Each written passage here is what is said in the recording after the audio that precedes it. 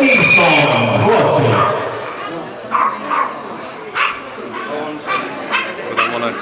Tässä tämän jälkeen näin.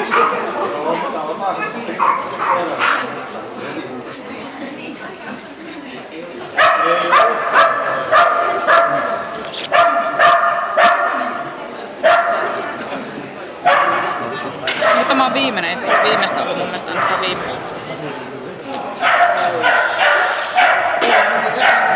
Ja maulikas loistava aloitus ollaan saatu tälle radalle.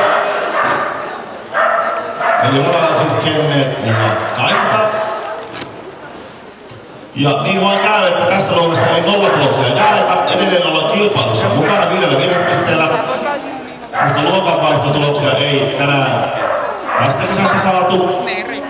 Erittäin vauhdikas suoritus ja kyllä haastaa ton ykköspaikan. Aivan upea loppu.